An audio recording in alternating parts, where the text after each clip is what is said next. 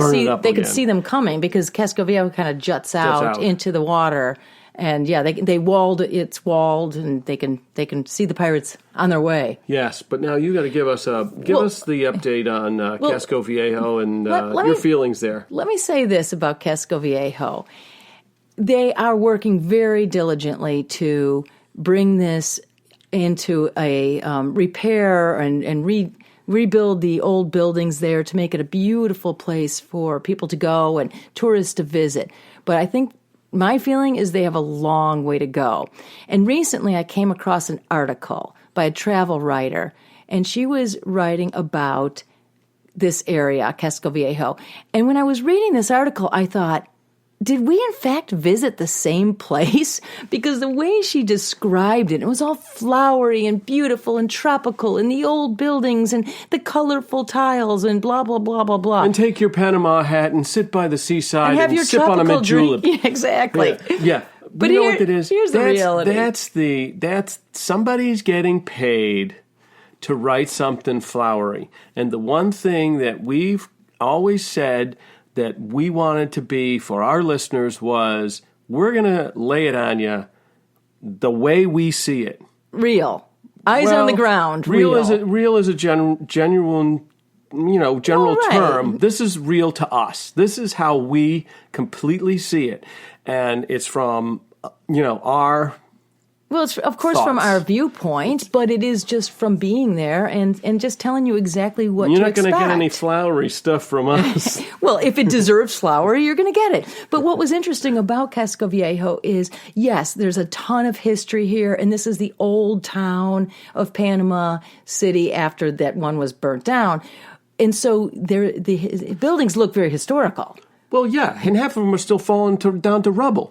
More than half. And if you recall, we walked a half a block down the wrong street. And then in the next half a block, we sat there and looked at each other and said, uh-oh. We shouldn't be here. We shouldn't be here. This looks like it could be dangerous. It wasn't a really safe location, very safe neighborhood. It didn't look safe to us. Well, and I have to say this. Hold on. When we say the buildings are falling down, no, these are. We mean falling down. No, we mean there's nothing in the middle. There's a couple of walls on the outside, and you look on the inside of what was the building, and there's nothing there. It's just complete rubble. So you've got a great, gorgeous, updated, rebuilt building with some restaurants, or maybe there's a hotel, because there's not one hotel there. I think there's one really nice hotel there. But then there's 10 buildings where there's nothing, and you're climbing through construction area. And so there's just not enough of it there. It's coming, but I think it's years away. But it's coming. Well, and the other thing... And it's got a lot of potential to be really, really cute I think it will really be. Nice. I think it will but be I at some think point. we're talking 5, 10, 20 years down the road. I mean, I hate to say that, but... Well, in walking around, the other thing we noticed, and this is, again, we just like to give you the real lowdown, the truth. Prices in Panama in general, let me just say this. Prices in Panama City in general are not inexpensive. They're definitely more expensive than any other country in Central America. But in Casco Viejo, the prices are even higher than the rest of the city. So what we found were restaurant prices sometimes double with what you're going to pay at a restaurant outside of Casco Viejo. And I just think that is something good to know. Yeah, I mean, and okay, are we going to stay on Casco Viejo, or can I just make this one comment? Because you mentioned restaurants, and I'm going to say there's plenty of great restaurants in Panama City. We found some. You almost don't even need to go to Casco No, Viejo. No, don't say that. I'm glad we went there. I'm always the one to put the nix on it. No. Definitely visit Casco Viejo. It's very interesting. But that's what I just wanted to say. This is the real skinny on it, because when you read these articles like we just read. It's as we see it. Again, I want to say it's as we see it. Well, of course, everything is as we see it. But we want to give you the real scoop on it, that it's an area that's got a long way to go to be this beautiful tropical tourist destination, but definitely something to go see because of the history, and the buildings that are rebuilt are beautiful. I want to say this too, because we looked at this and we took some pictures because we wanted to try and put them up on the members section of our website. That's free. You can join. And when we looked back at the pictures, we said, wow, this picture looks great. This picture looks nice. Everything looks good in pictures. We were like, yeah, wait. You can't paint the picture in the picture. You really can't. When you see the pictures that we took in Casco Viejo, it looks beautiful. It looks like a place oh my gosh, I can spend a week here. No. But just be careful. I mean, that's just our opinion. Moving on. Well, you talked about the food, getting to the food. The typical Panamanian dish or the food in Panama is a lot of maize based in cornmeal, tortillas. Corn. A lot of starch. Yuca, and they do, chicken, seafood, beef, that kind of thing too. A lot of ceviche. And we enjoyed the food. It's mild. I would say it wasn't real spicy, but a lot of mild dishes, and a lot of rice and beans. A lot of rice and beans, a lot of beef, a lot of pork. We had some great restaurants. You got to just mention the restaurants that we had. We picked a couple great restaurants that we found through some research, and then tried them, and just went back a couple times to each one.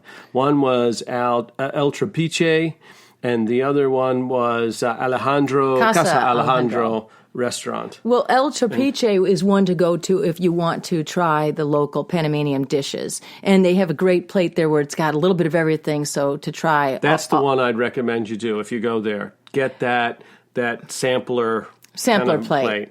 Well, and what I liked about El Trapiche is the food was, it kind of came across to me as a typical home-cooked Panamanian meal. So it's fun to try, like we talked about. It was fun to try all of those different things. Yeah, we liked it so much we went back a couple times. Yes, we did. Yeah. And it was interesting.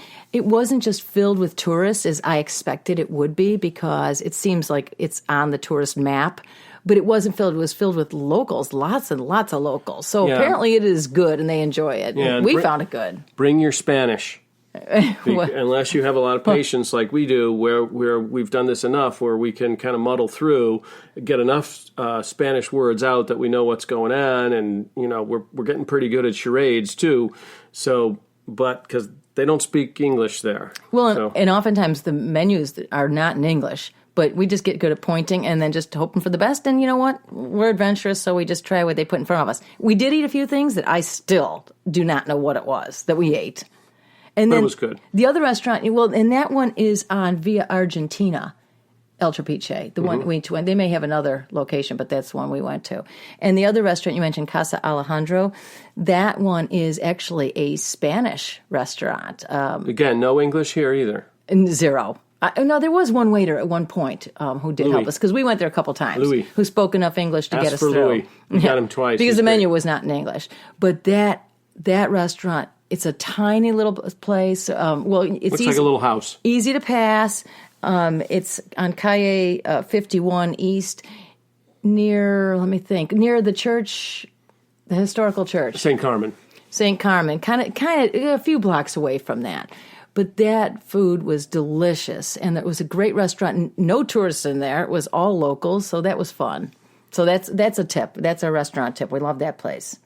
Okay, so I got to say this, okay, because we're not in Panama anymore. We didn't record this from Panama. We're back, and what we decided to do, because the food was so great there, we liked it, and we liked the ropa villa, and we liked the plantains, and we liked the beans, and we liked the rice, and we liked all the mixtures. Mm-hmm. We liked the yuca. There was a yuca there that we can't duplicate, but the yuca that was what was it? Fried in coconut, like rolled in coconut, toasted coconut, and fried. That was crazy good. But so anyway, we tried some dishes here. We tried to make some dishes right here, right at home, and one of them was the ropa villa, and I have to admit, that was pretty good. It came out really, really good. And ropa villa is like a shredded beef, kind of a casserole with different vegetables in it, in a thick sauce. So if you're looking for the recipe for that, email us, because we'll give you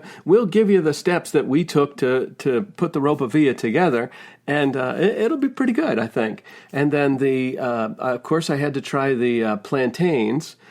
Here, so the hard thing here is you don't get the good big plantains here. I haven't been able to find them here in the States.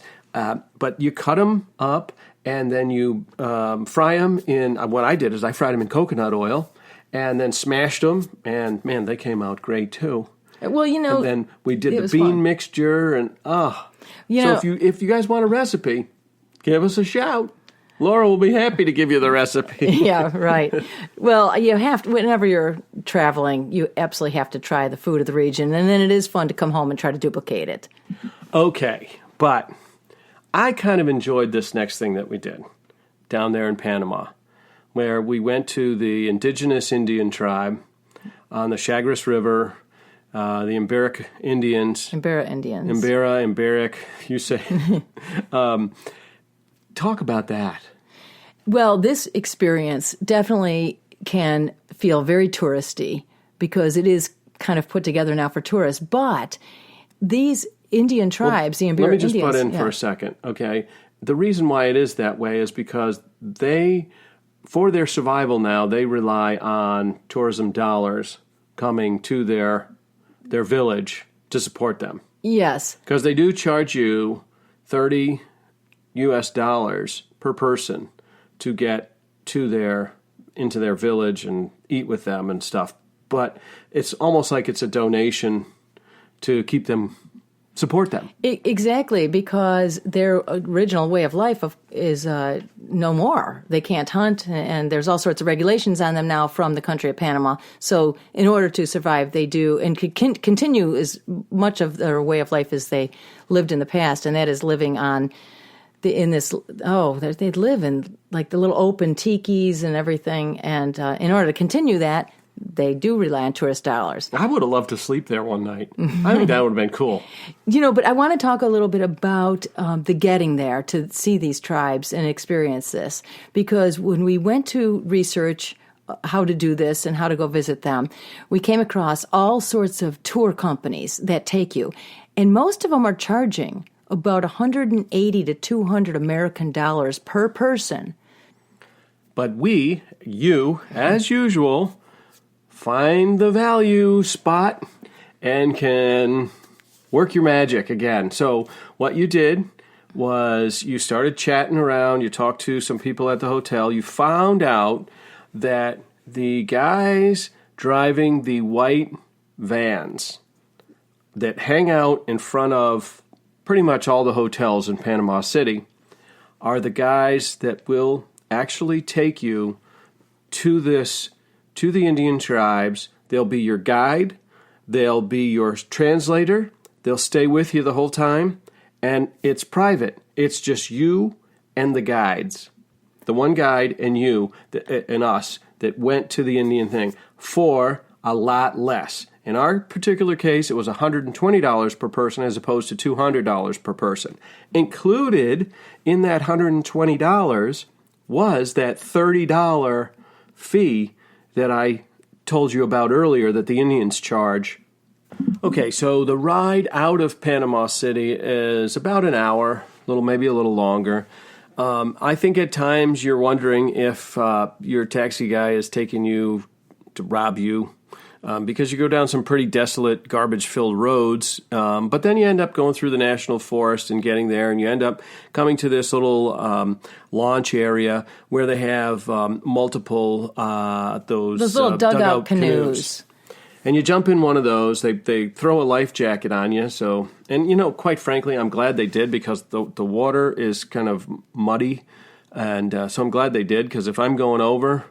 I don't want to be. They're not going to see you if you're under. And then the Emberic Indians are the ones who take you on this boat, and it was. We had a 14-year-old guide at the front of the boat, and then we had a older Indian man driving the boat. Yeah, but there is a motor on the boat. Yeah, and our guide, our taxi guy, came on the boat with us. He jumped right on the boat with us. So you do on the boat for a while. They take you to do a hike through the river. You're hiking through. So side tip, bring water shoes. Wear a bathing suit because at the end of the hike, you arrive at this beautiful waterfall. And I had a bathing suit under my clothes, so I got to swim under the waterfall. Elle took a dive inadvertently with his clothes on, not planning to be Well, swimming. it wasn't, I wasn't going to go swimming. I didn't bring water